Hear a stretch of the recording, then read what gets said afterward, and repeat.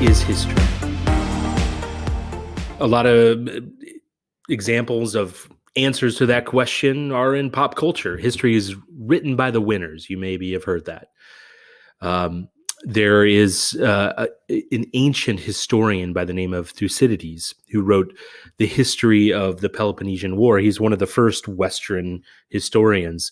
He wrote, "Most people, in fact, will not take the trouble in finding out the truth, but are much more inclined to accept the first story they hear.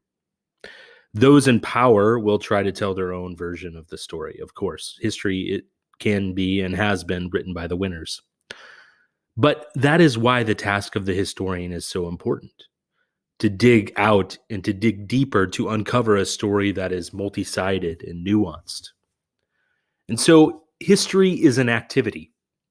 History is not just reading a textbook or a passive, sort of letting knowledge into your head, but a way of approaching evidence. It's active participation. That's why historians talk about doing history. It's an active pursuit. It's an analysis. Another Greek writer by the name of Herodotus, who lived from 484 BCE to 420 BCE. He was a Greek writer, like Thucydides, one of the first to write historical accounts in the West. He used the term historion, a Greek word which means inquiry, investigation, questioning, right? He was writing a questioning and investigation into the Persian Wars. History is therefore a conversation about the past. It's ongoing. It's not just the received knowledge of the past. And so if that's history, this active participation, this engagement in the ideas of the past or about what happened in the past, why study the past? Why do we investigate human behavior? Well, of course, to learn from the past. We can help explain how we got to our present. The past often does have a direct influence on the present. It also helps us to get a better sense of ourselves and our society. There are various schools of thought on the reasons for the study of the past. One is that it can be explanatory, a better understanding of the present, about a better understanding of one's place in society.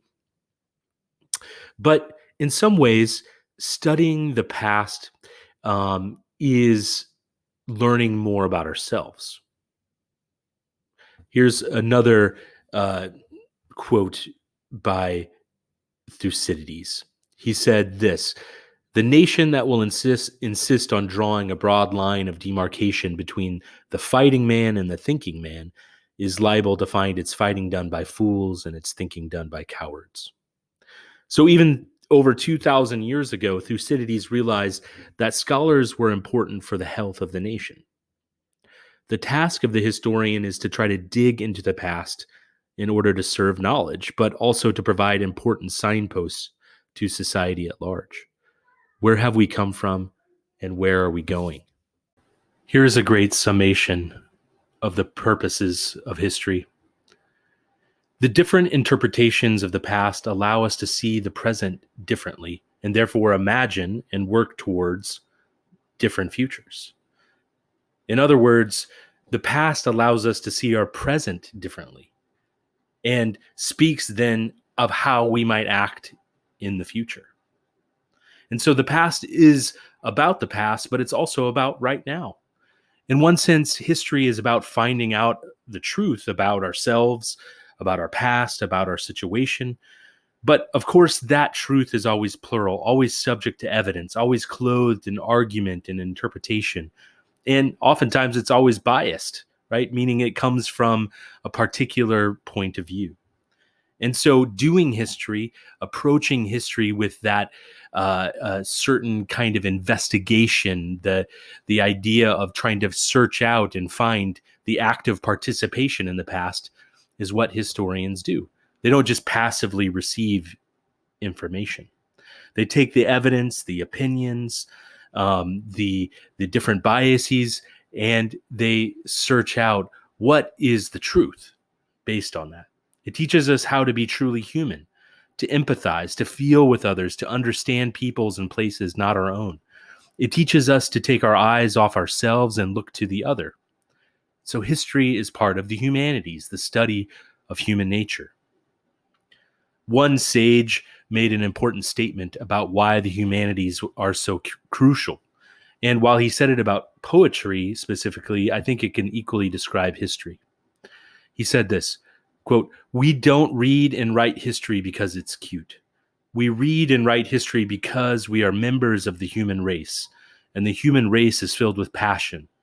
And medicine, law, business, engineering, these are noble pursuits and necessary to sustain life. But history, poetry, beauty, romance, love, these are what we stay alive for." To quote from Whitman, "O me, O life, of the questions of these recurring, of the endless trains of the faithless, of cities filled with the foolish, what good amid these, O me, O life? Answer that you are here, that life exists and identity, that the powerful play goes on and you may contribute a verse, that the powerful play goes on and you may contribute a verse. What will your verse be?" If you're wondering, that quote comes from the late Robin Williams in the film Dead Poets Society.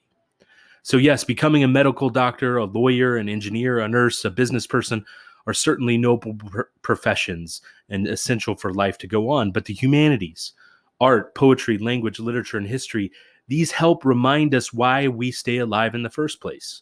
For love, for beauty, for romance, for story, for ultimate questions of meaning. And also the kinds of habits of mind that we teach in history, how to approach evidence, how to research and write and then present it to others, those will be applicable to anything you do, right? In this class, you will not get history just from a single source, but you'll get it from me. You'll read what others think, and you'll also learn from each other through some sustained discourse and debate. That's how history is created. It's not just facts about the past or dates. It's the ability to argue why certain facts matter and others don't. Historical truth is about weighing the arguments and evidence of one perspective against the arguments and evidence of another. And so how do we construct this history? What are our methods and sources? Well, we use three different kinds of sources. The first is primary sources.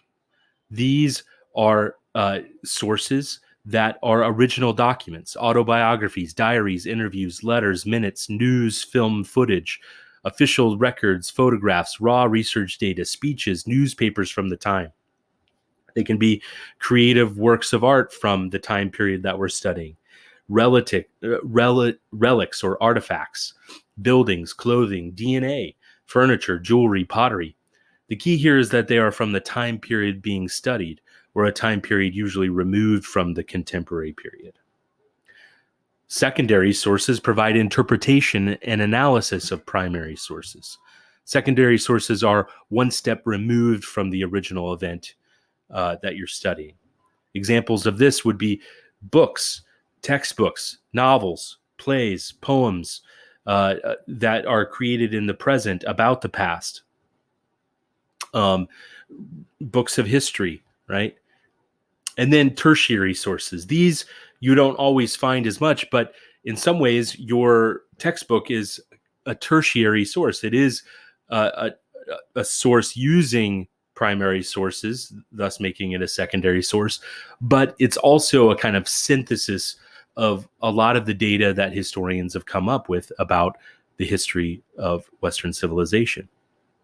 And so in this class, you will be dealing with secondary sources for the most part, but within your textbook, there are edited and translated primary sources that you will be dealing with in English translation. We will be reading these and discussing some of these primary documents. Lastly, I want to talk about this idea of civilization. What is civilization and what is Western civilization? Well, the word civis comes from the Latin, meaning a citizen or inhabitant of a city, right? Civilis, right, for Greek and Latin people, right, in ancient times, was citizens that have rights and responsibilities, obligations. And so when we think about civilization, it's a kind of conglomeration of individuals living oftentimes in cities.